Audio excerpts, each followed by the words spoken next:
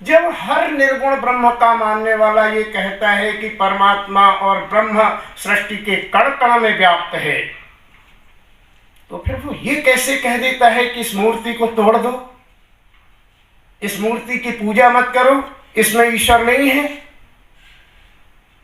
क्या वह मूर्ति खलक से बाहर है?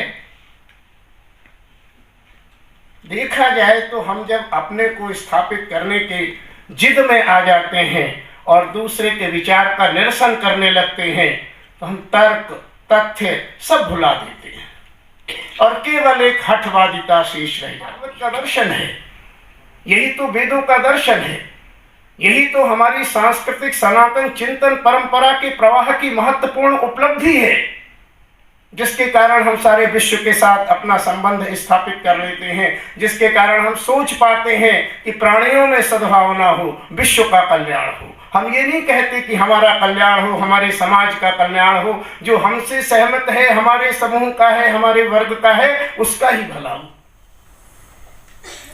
आज के कार्यक्रम की अध्यक्षता कर रहे हमारे आदरणीय अग्रजवर डॉक्टर श्री राम जी परिहार, बहन डॉक्टर उर्मिला शिरीष जी, समक्ष उपस्थित मेरे प्रेरणा स्रोत, मेरे प्रेरक डॉक्टर देवेंद्र दीपक जी, आदरणीय बंधुवर उदय प्रताप सिंह जी, हमारे शुभाकांक्षी अदिति त्रिपाठी जी, भाई प्रेम शंकर जी, जो बहुत अच्छा संचालन करके सारे सूत्रों को पिरो रहे हैं, उपस्थित समस्त आदरणीय बंधुओं, विद्यार्थियों, आज का हमारा यह कार्यक्रम संत परंपरा और रैदास पर केंद्रित होकर एक बड़े विमर्श को दिशा दे रहा है। संत परंपरा अपने में बड़ा व्यापक शब्द है।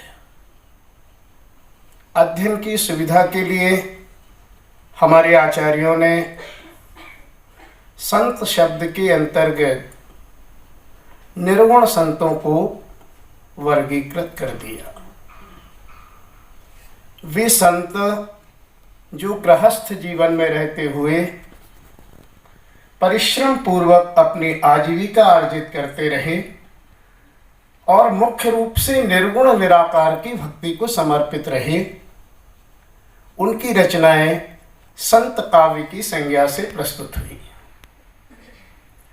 बलदेव बंशी जी की पुस्तक है संत काव्य, परशुराम चतुर्वेदी जी की पुस्तक है। इन सब पुरानी किताबों में बलदेव बंशी जी की किताब नई है, चतुर्वेदी जी की पुरानी है, लेकिन इनमें संत काव्य के अंतर्गत गृहस्थ जीवन व्यतीत करने वाले निर्गुण उपासना के प्रति अधिक अनुरक्त संतों का वर्गीकरण हुआ। अब यह वर्गीकरण जब हम महाविद्यालयों में, विश्वविद्यालयों के पाठ्यक्रम में बच्चों को पढ़ाते हैं, तो एक प्रश्न खड़ा होता है कि जो सवर्ण संत हैं, तुलसी सूर आदि, क्या वे संत नहीं हैं? कई बार विमर्शों में भी ये चीजें निकलती हैं। एक बार डॉक्टर विशंबरनाथ उपाध्याय जी से चर्चा हो रही थी, तो उनका कहना था कि ये संत नहीं है, ये भजनानंदी लोग हैं। उन्होंने कहा तुलसी और सूर ये भजनानंदी लोग हैं, ये संत के अंतर्गत नहीं आते, संत में निर्गुण संत ही हैं। वरिष्ठ और बड़े शुभचिंतक व्यक्ति थे, उनके समक्ष तो मैं तर्क नहीं कर पाया, लेकिन मेरा मन आज तक इस बात को मानने के लिए तैयार नहीं हुआ, क्योंकि हम ये पाते हैं कि भजन का आनंद तो कबीर में भी है, खूब है। कबीर हरिरसियों पिया बाकी रही न था। अब ये हरिरस क्या है? यही तो भजन का आनंद है, यही भजन का आनंद रैदास में है, सब सगुण और निर्गुण संतों में है। जब कीर्तन होता है गुरुद्वारे में, शब्द का पाठ होता है, तो भजनानंद ही तो है। मुझे लगता है कि हमें इस विषय पर विचार करना चाहिए और अधिक स्पष्ट करना चाहिए विद्यार्थियों को कि भक्त और संत में कोई ऐसी विभाजक विभेदक रेखा नहीं है। जैसी विभिन्न राष्ट्रों के बीच में सीमा रेखा होती है, कोई ऐसा बंटवारा नहीं है। गोस्वामी जी ने संत की सबसे अच्छी परिभाषा दी, संत हृदय नवनीत समाना, पर दुख द्रवई संत सुपनीता। ये निर्गुण संत दूसरों के दुख पर ही तो द्रवित हो रहे हैं। कबीर को केवल भजन का ही आनंद नहीं है, रैदास को केवल भजन का ही आनंद नहीं है, अपने समय की समाज की भी चिंता है। वो चिंता क्या है? पर दुख द्रवई संत सुपुनीता, दूसरों के दुख से द्रवित होकर समाज के प्रबोधन के लिए रचना की भूमि पर, कविता की भूमि पर उतर रहे हैं। और यही समाज की चिंता तुलसी को भी है। तो बहुत सारी चीजें ऐसी हैं जो संत और भक्त के विभेद को समाप्त करती हैं, एक ही साधना भूमि पर लाकर खड़ा करती हैं। हमारे विभाजन और भी है, ये ज्ञान मार्गी है, वो प्रेम मार्गी है। बंधुओं, ज्ञान से दूर कौन है? सगुण वाला दूर है क्या? प्रेम से दूर कौन है? कबीर में प्रेम कम है क्या? इन सारी चीजों से ऊपर उठकर मानवीय धरातल पर हम जब तक संतों की वाणी को व्याख्यायित नहीं करेंगे, उनमें एक सूत्रता की खोज नहीं करेंगे, उसकी विवेचना नहीं करेंगे, तब तक हम ऐसे ही खंडों में बटे रहेंगे। वैज्ञानिक दृष्टि से चीजों को खंडों में देखना ज्ञान के अनुसार ठीक हो सकता है। फूल को तोड़ लिया, पंखुड़ी अलग, पुंकेसर अलग, तना अलग, पत्ती अलग, अध्ययन के लिए किया जा रहा है। लेकिन फूल का सौंदर्य समग्रता में है। जब हम उसको खिला हुआ शाखा पर देखते हैं, तब उसके सौंदर्य पर मुग्ध होते हैं। वैज्ञानिक की टेबल पर अलग अलग बिखरी हुई पत्तियों, पुंकेसर और इन सब को देखकर हमारा मन कोई प्रभावित नहीं होता, हमें किसी आनंद की अनुभूति नहीं होती। संत साहित्य को भी, भक्ति साहित्य को भी उसकी समग्रता में देखने और समझने की आवश्यकता है। रैदास इस संदर्भ में बड़े महत्वपूर्ण हैं। मुझे लगता है कि वे निर्गुण और सगुण के बीच में खड़े हैं। वे समन्वयवादी हैं। उनमें जितना निर्गुण है उतना ही सगुण भी है। कैसे है, आगे हम चर्चा करेंगे। भक्ति हमारे समाज का, हमारी संस्कृति का, हमारे पूरे सांस्कृतिक जीवन का एक सनातन प्रवाह है। वैदिक युग में एकेश्वरवाद का उदय हुआ। वेदों ने निर्गुण निराकार ब्रह्म की परिकल्पना की। वो परिकल्पना आज भी यथावत प्रवाहित चली आ रही है। सिख धर्म उस वैदिक धर्म का सबसे अच्छा और नया संस्करण है, उस एकेश्वरवाद का। वेदों के समय जो शस्त्र और शास्त्र के समन्वय की स्थिति थी, वह भी सिख धर्म में दिखाई देती है। वैदिक ऋषि किसी काल्पनिक आदर्श की गुफा में खोए हुए नहीं थे, और हमारा सिख धर्म भी किसी काल्पनिक आदर्श में नहीं जीता, व्यवहार में जीता है। तो वैदिक धर्म की जो परंपरा है निर्गुण और निराकार की, वो आर्य समाज के माध्यम से, सिख धर्म के माध्यम से और अन्य अन्य माध्यमों से हमारे समाज में हजारों वर्ष से वैसी ही प्रवाहित हो रही है। लेकिन एक बात यह है कि हम जड़ नहीं हैं, हमारा चिंतन स्थिर नहीं है। जो बहुत समय पहले कह दिया गया वही आज भी होगा। हम ऐसा दुराग्रह नहीं करते। हम जानते हैं कि जीवन प्रवाहशील है और जीवन के प्रवाह में चीजें आती हैं, बदलती हैं। इसी बदलाव के क्रम में हमने वैदिक युग से, उपनिषदों के समय से आगे बढ़कर जब पुराणों का अनुसंधान किया तो हमने पूजा के प्रतीक सगुण अवतारों की भी परिकल्पना की। वास्तव में देखा जाए तो विरोध नहीं होना चाहिए। जब कबीर कह देते हैं खालिक खलक, खलक में खालिक, जब हर निर्गुण ब्रह्म का मानने वाला ये कहता है कि परमात्मा और ब्रह्म सृष्टि के कण कण में व्याप्त है, तो फिर वो ये कैसे कह देता है कि इस मूर्ति को तोड़ दो, इस मूर्ति की पूजा मत करो, इसमें ईश्वर नहीं है? क्या वह मूर्ति खलक से बाहर है? देखा जाए तो हम जब अपने को स्थापित करने के जिद में आ जाते हैं और दूसरे के विचार का निरसन करने लगते हैं तो हम तर्क, तथ्य सब भुला देते हैं और केवल एक हठवादिता शेष रह जाती है। बड़ी अच्छी बात है कि रैदास में ये हठवादिता नहीं है।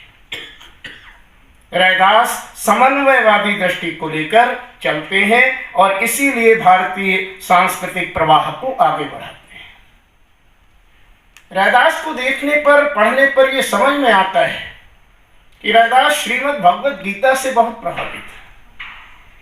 उन्होंने गीता पढ़ी या न पढ़ी ये मैं नहीं जानता, लेकिन गीता के श्लोकों का बहुत बड़ा प्रभाव उनके लेखन पर दिखाई देता है। उपनिषदों का बहुत बड़ा प्रभाव संत काव्य पर परिलक्षित होता है। जब संत कहता है कि सब जगह ईश्वर है तो हमें ईसावास्य उपनिषद का वो श्लोक याद आता है जो कहता है ईसावास्यमिदं सर्वम यत्किंच जगत्याम जगत। इस गतिशील संसार में जो कुछ भी है वो सब का सब ईश्वर से निवसित है। रैदास भी इसी बात को कहते हैं, तुलसीदास भी इसी बात को कहते हैं। तुलसी जब कहते हैं सिय राम वै सब जग जानी, तो ये ईसावास्य उपनिषद की परंपरा ही तो है। और रैदास भी कहते हैं कि पूर्ण ब्रह्म बसे सब ठाई, कह रैदास मिले सुख साई। वो पूर्ण ब्रह्म सब स्थानों पर निवास करता है और कदाचित इसीलिए रैदास इस मर्म को जानते हैं, इसलिए कहीं भी कठोर वाणी में मूर्ति पूजा का खंडन नहीं करते। वे कबीर की तरह अड़ते नहीं है कि पाहन पूजे हरि मिले तो मैं पूजूं पहाड़। अभी सिंगल जी ने अपने वक्तव्य में एक स्थान पर यह भी कहा था कि जब झाली रानी उनके यहाँ आई तो वे शालिग्राम का पूजन कर रहे थे। अन्यत्र तो कहीं पढ़ने को नहीं मिला, और यदि वे शालिग्राम का पूजन कर रहे थे तब तो फिर सगुणोपासक ही हो गए। लेकिन रैदास की ख्याति निर्गुण ब्रह्म की है, उनके पदों में भी निर्गुण ब्रह्म की चर्चा हुई है, लेकिन उन्होंने ईश्वर के लिए सर्वव्यापी जो स्वीकृति दी है वह महत्वपूर्ण है, और यह सर्वव्यापी स्वीकृति ही उनकी सहिष्णुता का आधार भी है। रैदास कहते हैं सब में हरि है, हरि में सब है। अब यही तो भागवत का दर्शन है, यही तो वेदों का दर्शन है, यही तो हमारी सांस्कृतिक सनातन चिंतन परंपरा के प्रवाह की महत्वपूर्ण उपलब्धि है, जिसके कारण हम सारे विश्व के साथ अपना संबंध स्थापित कर लेते हैं, जिसके कारण हम सोच पाते हैं कि प्राणियों में सद्भावना हो, विश्व का कल्याण हो। हम ये नहीं कहते कि हमारा कल्याण हो, हमारे समाज का कल्याण हो, जो हमसे सहमत है, हमारे समूह का है, हमारे वर्ग का है, उसका ही भला हो। ये जो ईसावास्य उपनिषद से ईश्वर की सर्वव्यापकता की गंगा बही है, रैदास इसमें स्नान कर चुके हैं, इसलिए सहिष्णु हैं, उदार हैं, समन्वयवादी हैं और कहते हैं कि सब में हरि है, हरि में सब में, हरि में सब हैं, हरि अपनो जिन जाना, साखी नहीं और कोई दूसर, जान निहार सयाना। वो कहते हैं कि ये आत्मानुभूति की बात है, इसकी साक्षी बाहर से नहीं दी जा सकती। रैदास ने और संत कवियों ने अनेक स्थानों पर ईश्वर के लिए उन संबोधनों का प्रयोग किया है, उन संज्ञा शब्दों का प्रयोग किया है जो निर्गुण के अर्थ को व्याप्त नहीं करते। रैदास माधव शब्द का प्रयोग करते हैं, बनवारी कहते हैं, कृष्ण और राम लिखते हैं, नरहरि लिखते हैं। इनमें से कोई भी शब्द ऐसा नहीं है जो निर्गुण निराकार ब्रह्म का परिचायक हो। कबीर ने भी इन शब्दों का प्रयोग किया है। रैदास की गंगा को कठौती में लाने वाली जो कथा है बड़ी प्रसिद्ध है। ये कथा इस बात का भी प्रमाण देती है कि रैदास की गंगा के प्रति भक्ति थी। अब निर्गुण ब्रह्म वाला जो विशुद्ध निराकार का उपासक है वो तो ये नहीं कहेगा कि गंगा की पूजा करो, लेकिन रैदास यदि गंगा स्नान को नहीं जा पा रहे हैं तो वे अपने कार्य की व्यस्तता के कारण नहीं गए। इससे ये प्रकट नहीं होता कि वे गंगा के विरोध में हैं। अच्छा, यदि रैदास गंगा के विरोध में होते, गंगा स्नान का विरोध कर रहे होते, गंगा में उनकी श्रद्धा नहीं होती, तो फिर रैदास उस तीर्थ यात्री को, गंगा स्नान के लिए जाने वाले उस व्यक्ति को अपना गाढ़ी कमाई का सिक्का क्यों देते कि ये हमारी ओर से गंगा जी में भेंट कर देना। रैदास के पदों को और उनकी जीवन यात्रा को देखते हुए ये नहीं लगता कि रैदास में जरा सी भी कहीं चमत्कार प्रदर्शन की प्रवृत्ति हो। रैदास उस तीर्थ यात्री को ये परिचित कराना चाहते हो कि तेरी श्रद्धा झूठी, मेरी श्रद्धा सच्ची, और देख मेरी ताकत, मैं ये सिक्का दे रहा हूँ और गंगा हाथ उठा कर लेंगी। ऐसे अहंकार की परिकल्पना भी रैदास के व्यक्तित्व में लेश मात्र भी नहीं हो सकती। रैदास की गंगा भक्ति ही है जिसके लिए रैदास सिक्का देते हैं, और गंगा की उन पर ये अनुकंपा है। हम सब जानते हैं देवता भी आसानी से कृपा नहीं करते, हर किसी के कठौती में गंगा नहीं उतरेगी। गंगा तभी उतरेगी रैदास की कठौती में जब रैदास की श्रद्धा गंगा के प्रति सच्ची होगी। इससे प्रमाणित होता है कि रैदास समन्वय की उस रेखा पर सुस्थिर हैं जो रेखा सगुण और निर्गुण के भेद को कम करती है, विरोध को कम करती है। कबीर के शब्दों में जो उग्रता प्रकट हो रही है वो यहाँ नहीं है, और वो इसीलिए नहीं है कि रैदास ने इस मर्म को समझ लिया है कि सृष्टि के कण कण में बसने वाला परमात्मा मूर्ति में भी है, गंगा में भी है। रैदास के काव्य की ये बहुत बड़ी उपलब्धि है। रैदास का समानता बोध ये भी गीता से बहुत मैच होता है, उसके अनुरूप मिलता है। श्रीमद् भगवद गीता में कहा गया, विद्या विनय संपन्ने ब्राह्मणे गविहस्तिनि शुनि चैव स्वपाके च पंडितः समदर्शिनः।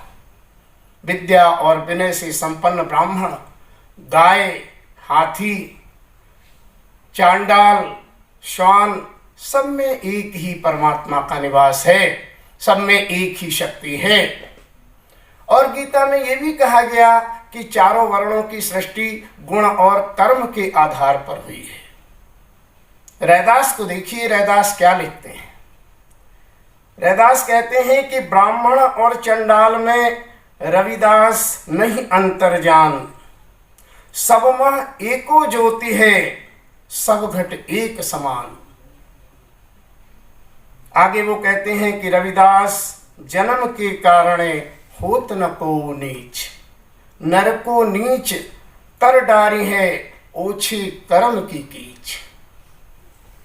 गीता का वो विद्या विनय संपन्न वाला भाव और चातुर्वर्ण्यम मया सृष्टा गुण कर्म विभागशः, दोनों का आशय यहाँ आकर एकत्रित हो जाता है, समन्वित हो जाता है। रैदास का ये समानता बोध है जो समाज को दिशा देता है। दूसरे संत कवियों में भी ये समानता बोध है। नानक कहते हैं एक नूर थे सब जग उपजा, कौन भला कौन मंदा। तो ये जो एकात्मता की बात है, मनुष्य में ही नहीं जीव मात्र में एकात्मकता की प्रतीति कराने वाला विश्वास है, वो हमारी संस्कृति की महत्वपूर्ण उपलब्धि है। और संत साहित्य इस उपलब्धि को स्वर्णाक्षरों में अंकित करता है, बड़े प्रभावपूर्ण ढंग से हमारे समक्ष प्रस्तुत करता है। रैदास संत हैं, लेकिन समाज की चिंता है, समाज के दुख से द्रवित हैं, इसलिए शासन व्यवस्था पर भी दृष्टि देते हैं। तुलसीदास जी ने तो बहुत बाद में लिखा, दैहिक दैविक भौतिक तापा, राम राज नहीं काहू व्यापा। लेकिन रैदास उससे बहुत पहले अपनी इच्छा व्यक्त करते हैं। इच्छा क्या है? ऐसा चाहो राज में जहाँ मिले सवन को अन्न। ऐसा चाहो राज में जहाँ मिले सवन को अन्न, और छोट बड़ो सब समवसें, रविदास रहे प्रसन्न। रविदास की प्रसन्नता काय में है? सबको अन्न मिल जाए, सबका पेट भर जाए। अब सबके पेट के भरने की चिंता किसी संत को ही हो सकती है, साधारण मनुष्य को नहीं। साधारण मनुष्य तो अपना भरेगा, अपने परिवार का भरेगा, और अधिक उसका विस्तार हुआ तो अपने मित्र वर्ग तक चला जाएगा, सब तक नहीं जाएगा। लेकिन सर्वे भवन्तु सुखिनः का जो भाव है, रैदास की इस पंक्ति में प्रकट हो जाता है। रैदास की सर्व मान्यता है, रैदास को सब महत्व देते हैं। रैदास जब लिखते हैं कि जाके कुटुंब सब ढोर ढोवंत, फिर ही अजहूं वाराणसी आस पासा, आचार सहित विप्र करें दंडवत, तिन तनय रविदास दासानुदास। रविदास की ये पंक्ति भी बहुत विचार की अपेक्षा करती है। बार बार एक चीज उद्धृत होती है, ब्राह्मणों ने ऐसा किया। रैदास ब्राह्मण नहीं थे, अब्राह्मण थे, इसलिए 700 ब्राह्मणों ने बिगुल बजा दिया उनके विरुद्ध। अभी अभी ये बात यहां हुई थी। आप विचार करिए, ब्राह्मणों ने तो तुलसीदास के विरुद्ध भी बजाया था। तुलसीदास तो किसी नीची जाति से आए हुए व्यक्ति नहीं थे। मुझे लगता है कि ये विरोध जो होता है, वो विरोध कहीं व्यावसायिक प्रतिस्पर्धा का होता है, सम्मान का होता है। लेकिन हमारे समाज की समरसता वाली शक्ति भी देखिए। अब या तो आप ये कह दीजिए कि रैदास का ये पद झूठा है, रैदास को ब्राह्मणों ने दंडवत नहीं की होगी, रैदास ने स्वयं गलत बयानी की है। लेकिन अगर ये पद सही है, रैदास का ही लिखा हुआ है, प्रक्षिप्त नहीं है, तो ये समाज की इस ताकत को भी दिखाता है कि ब्राह्मण भी नतमस्तक हो जाएगा यदि भक्ति सच्ची है, यदि साधना में शक्ति है। तुलसी में भी है, निषाद राजगुह को वशिष्ठ जी बाहों में भर लेते हैं। हमें अपने समाज की इन ग्रंथों से इन चीजों को भी तो सीखना चाहिए। आश्चर्य होता है कि हम राम को मान रहे हैं, तुलसीदास को मान रहे हैं, और अस्पृश्यता के लिए जूझ रहे हैं। कैसी भक्ति भावना है हमारी। कहीं हमारे निर्गुण संत जो विरोध करते हैं, वो इसी दोहरे आडंबर का विरोध करते हैं, और ये दोहरा आडंबर समाज के हित में नहीं है। हमें अपने समाज की इस ताकत को भी पहचानना चाहिए कि अगर ब्राह्मण विरोध कर रहा है तो वो रैदास का ही नहीं, तुलसीदास का भी कर रहा है। अगर वो नतमस्तक है तो दूसरों के साथ साथ रैदास के समक्ष भी नतमस्तक है, उनकी साधना को भी प्रणाम कर रहा है। हमारे यहाँ जाति, आयु, ये सब उतने महत्वपूर्ण नहीं है जितना महत्वपूर्ण व्यक्ति का गुण है, उसका कर्म है, उसकी साधना है, उसका सम्मान होगा। लेकिन बिना साधना के, बिना किसी विशिष्ट उपलब्धि को दर्शाए कोई भी चाहे कि बस ऐसे ही सम्मान प्राप्त हो जाए, तो मुझे लगता कुछ कठिन बात है। उसके लिए रैदास की तरह सरल हृदय भी बनना होगा, तब सर्व स्वीकृति होगी। उदार बनना होगा, वाणी का संयम रखना होगा। संत तो सौम्य होगा, वो तो दूसरों के परुष वचन को सह जाता है, लेकिन स्वयं परुष वचन नहीं बोलता। कबीर के अंतर्गत ये बड़े विरोधाभास खड़े होते हैं। जिस समय वो कहते हैं कि अहंकार नहीं है, अहंकार दूर हो गया, उसी समय वे ये भी कहते हैं मैं कहता कागज की, मैं कहता आँखिन की देखी। ये मैं क्या है? तो अहंकार है। लेकिन ऐसा स्वर रैदास का नहीं है। समय वही है, स्थान वही है, परिस्थितियां वही हैं, लेकिन व्यक्तित्व का अंतर है। कबीर का व्यक्तित्व अलग है, रैदास का अलग है।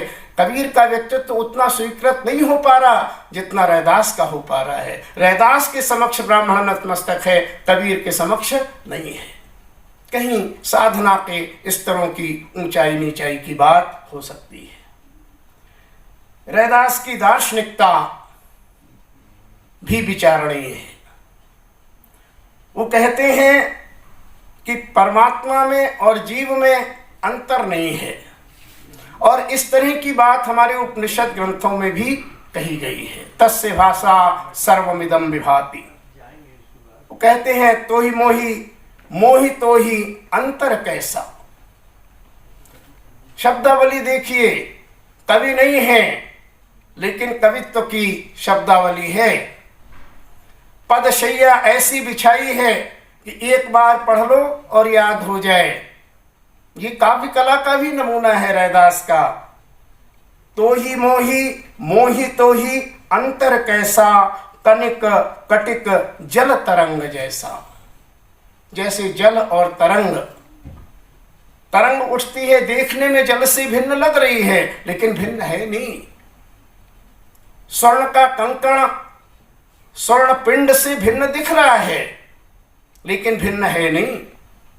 ठीक ऐसे ही जीवात्मा और परमात्मा का भी संबंध है। संसार की नश्वरता, शरीर की नश्वरता, इस पर हमारे उपनिषद ग्रंथों ने बहुत पहले से प्रकाश डाला। चिंतन का वह सनातन प्रवाह रैदास में भी दिखाई देता है और आधुनिक भारत में अब भी दिखाई देता है। अब भी हमारा कवि उस परंपरा को आगे लेकर आ रहा है। रैदास लिखते हैं, जल की भीति पवन का थंबा, जल की भीति पवन का थंबा, रकत बूंद का गारा, हाड़ मास नाड़ी को पिंजर, पंखी बसे बिचारा। ये वैसे ही उदाहरण हैं जिनके अंतर्गत हमारे उपनिषद संसार की नश्वरता को रेखांकित करते रहे हैं। ये वैसे ही उदाहरण हैं जिनमें आधुनिक कवि आधुनिक काल में, रीति काल के अंतिम समय में आकर के नजीर अकबराबादी लिख जाते हैं कि सब ठाट पड़ा रह जाएगा जब लाद चलेगा बंजारा। रैदास का भी तरवर पंखी रैन बसेरा इसी तथ्य को रेखांकित करता है।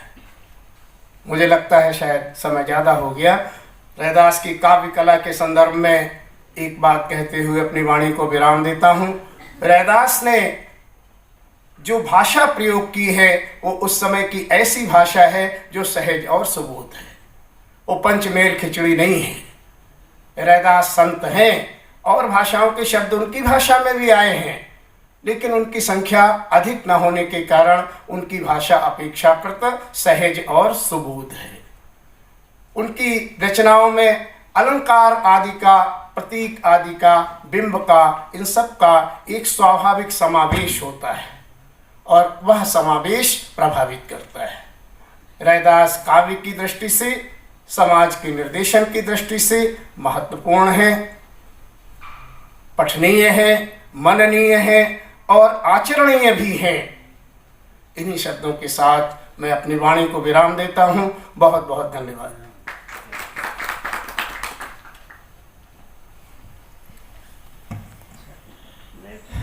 बहुत बहुत धन्यवाद डॉक्टर मिश्र जी।